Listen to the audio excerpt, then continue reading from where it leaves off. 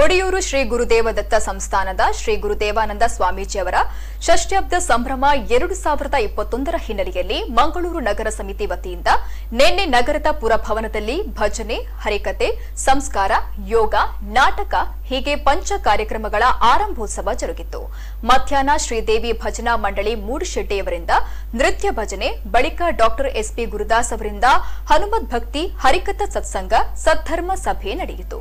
ಸಭಾ ಕಾರ್ಯಕ್ರಮವನ್ನ ಗುರುದೇವಾನಂದ ಸ್ವಾಮೀಜಿ ಹಾಗೂ ಸಾಧ್ವಿ ಶ್ರೀ ಮಾತಾನಂದಮಯಿ ಉಪಸ್ಥಿತಿಯಲ್ಲಿ, ಶಾಸಕ ವೇದವ್ಯಾಸ್ ಕಾಮತ್ ಅಧ್ಯಕ್ಷತೆಯಲ್ಲಿ ಮಂಗಳೂರು ಮಹಾನಗರ ಪಾಲಿಕೆ ಮೇಯರ್ ದೇವಾಕರ್ ಪಾಂಡೇಶ್ವರ ಅತಿಥಿ ಗಣ್ಯರೊಂದಿಗೆ ದೀಪ ಪ್ರಜ್ವಲಿಸಿ ಪಂಚ ಕಾರ್ಯಕ್ರಮಗಳ ಉದ್ಘಾಟನೆಯನ್ನ ಮಾಡಿದ್ರು. ಕಾರ್ಯಕ್ರಮದಲ್ಲಿ ಒಡಿಯೂರು ಶ್ರೀಗಳು ಆಶೀರ್ವಚನವನ್ನ ನೀಡಿದ್ರು. ಮೇಯರ್ ದಿವಾಕರ್ ಪಾಂಡೇಶ್ವರ್ ಮಾತನಾಡಿ, ಇಂದಿನ ಪೀಳಿಗೆಯವರಿಗೆ ಸಂಸ್ಕೃತಿಯ ಅರಿವು ಮೂಡಿಸಲು ಇದೊಂದು ಉತ್ತಮ ಕಾರ್ಯಕ್ರಮ. ಭಜನಾ ಸತ್ಸಂಗದಂತಹ ಕಾರ್ಯಕ್ರಮಗಳು ಈಗ ಕಡಿಮೆಯಾಗ್ತಾ ಇದ್ದು, ಇದನ್ನ ಉಳಿಸಿ ಬೆಳೆಸುವ ಕಾರ್ಯ ಒಡಿಯೂರು ಕ್ಷೇತ್ರದಿಂದ ನಡೀತಾ ಇದೆ ಅಂತ ಮೆಚ್ಚುಗೆ ವ್ಯಕ್ತಪಡಿಸಿದರು. ಕುಟುಂಬ ಪ್ರಬೋಧನ್ ಅಖಿಲ ಭಾರತೀಯ ಸಂಯೋಜಕ್ ಕಜಂಪಾಡಿ ಸುಬ್ರಹ್ಮಣ್ಯ ಭಟ್ ಅವರು ಕುಟುಂಬದ ಮೌಲ್ಯಗಳು ವಿಚಾರವಾಗಿ ಉಪನ್ಯಾಸ ನೀಡಿದರು. ಈ ಸಂದರ್ಭದಲ್ಲಿ ಒಡಿಯೂರು ಕ್ಷೇತ್ರದಲ್ಲಿ ಸೇವೆ ಮಾಡಿದ ನಾರಾಯಣ ಶೆಟ್ಟಿ ದಂಬೇಲ್ ಹಾಗೂ ಶರ್ವಾನಿ ಪದ್ಮನಾಭ್ ಶೆಟ್ಟಿಯವರಿಗೆ ಗುರುಶರಣ ಸನ್ಮಾನ ಮಾಡಲಾಯಿತು. ಅಧ್ಯಕ್ಷ ಪುಷ್ಪರಾಜ್ ಜೈನ್, ಕಾರ್ಯಾಧ್ಯಕ್ಷ ಜಿತೇಂದ್ರ ಎಸ್ ಕೊಟ್ಟಾರಿ, ಪ್ರಧಾನ ಕಾರ್ಯದರ್ಶಿ ತಾರಾನಾಥ ಶೆಟ್ಟಿ ಬೋಳಾರ, ದಿನೇಶ್ ಎಂಪಿ, ನಾಗರಾಜ ಆಚಾರ್ಯ, ಮಂಗಳದೇವಿ, ಕೇಂದ್ರ ಸಮಿತಿಯ ಪ್ರಧಾನ ಕಾರ್ಯದರ್ಶಿ ಕದ್ರಿ ನವನೀಶ್ ಶೆಟ್ಟಿ, ಪದ್ಮನಾಭ ಕೊಟ್ಟಾರಿ ಉಪಸ್ಥಿತರಿದ್ದರು. ಬಳಿಕ ತುಳುನಾಡ ತುಡರು ಮಂಗಳೂರು ತಂಡದಿಂದ ಮಾರಿಯಮ್ಮ ತುಳು ಜಾನಪದ ನಾಟಕ ಪ್ರದರ್ಶನಗೊಂಡಿತ್ತು.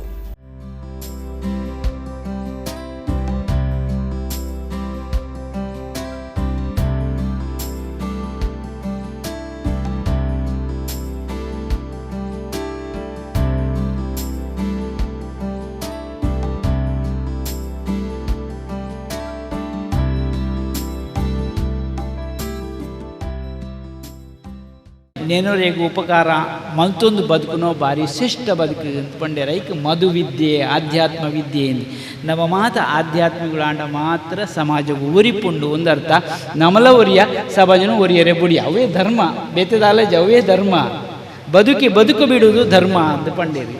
ಇಂಚಿನ ಧರ್ಮದ ಪ್ರೀತಿ ನಮ್ಮಡ ಉದಿತು ಬತ್ತನ ಮಾತ್ರ ನಮಾದು ಒರಿಯರಿಗೆ ಸಾಧ್ಯತೆ ಉಂಡು.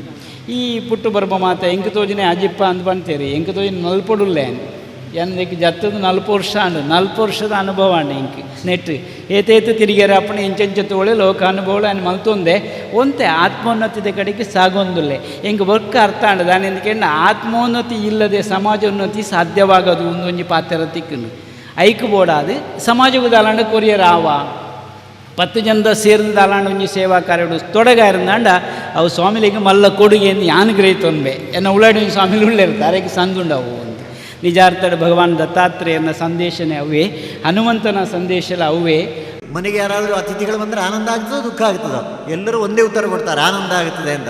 ಮುಂದಿನ ಪ್ರಶ್ನೆ ಕೇಳಿದಾಗ ಸ್ವಲ್ಪ ಬೇಸರ ಆಗ್ತದೆ. ಆನಂದ ಆಗ್ತದೆ ಅಂತ ಹೇಳಿದ್ರಿ ಸಂತೋಷ. ಆದರೆ ನೀವು ಟಿ ವಿಯಲ್ಲಿ ಧಾರಾವಾಹಿ ನೋಡ್ತಿದ್ದೀರಲ್ಲ, ಆ ಧಾರಾವಾಹಿ ನೋಡುವಾಗ ಯಾರಾದರೂ ಬಂದರೆ ಆಗ ಎಲ್ಲರೂ ತಲೆ ತಗ್ಗಿಸ್ತೇವೆ.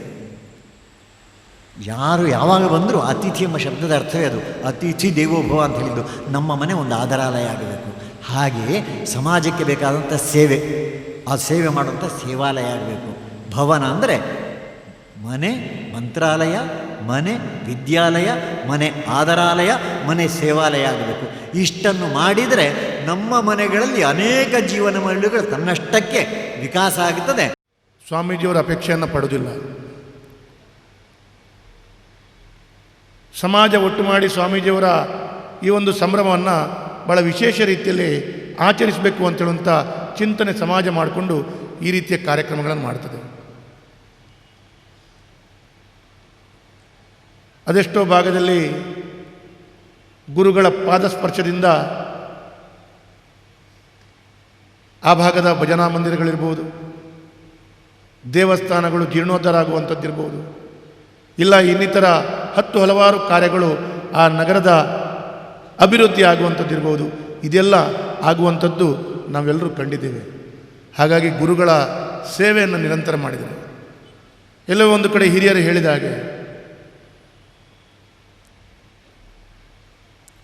ಗುರುಗಳ ಹತ್ರ ಎಲ್ಲಿಯಾದರೂ ನಮ್ಮ ಒಂದು ತಪ್ಪನ್ನಾದರೆ ಅದಕ್ಕೆ ಕ್ಷಮೆ ಇಲ್ಲ ಅಂತ. ನಮ್ಮದೆಲ್ಲೋ ತಪ್ಪು ದೇವರ ಹತ್ರ ಆದರೆ ಅದನ್ನು ಗುರುಗಳು ಸರಿಪಡಿಸಲಿಕ್ಕೆ ಅವಕಾಶಗಳಿದೆ ಅಂತ. ಹಾಗಾಗಿ ಗುರುಗಳ ನಿರಂತರವಾಗಿ ಸೇವೆಯೊಂದಿಗೆ ಅವರ ಆಶೀರ್ವಾದದೊಂದಿಗೆ ನಮ್ಮೆಲ್ಲರ ಬಹಳ ಯಶಸ್ಸಾಗಬೇಕು ಅಂತೇಳುವಂಥ ದೃಷ್ಟಿಕೋನದಿಂದ ಇವತ್ತು ಮಂಗಳೂರು ಸಮಿತಿ ಈಗಾಗಲೇ 5 ಪಂಚ ಕಾರ್ಯಕ್ರಮಗಳ ಆರಂಭವಾಗಿದೆ. ಇನ್ನೂ 10 ಕಾರ್ಯಕ್ರಮಗಳು ಆಗಲಿಕ್ಕಿದ್ದಾವೆ. ಇದೆಲ್ಲ ಯಶಸ್ಸಿನಿಂದ ಗುರುಗಳ ಆಶೀರ್ವಾದದಿಂದ ಆಗಲಿಕ್ಕಿದೆ. ಹಾಗಾಗಿ ನಾವೆಲ್ಲರೂ ಇದಕ್ಕೆ ಯಶಸ್ಸಿನೊಂದಿಗೆ ಸಹಕಾರವನ್ನು ಕೊಡಬೇಕು.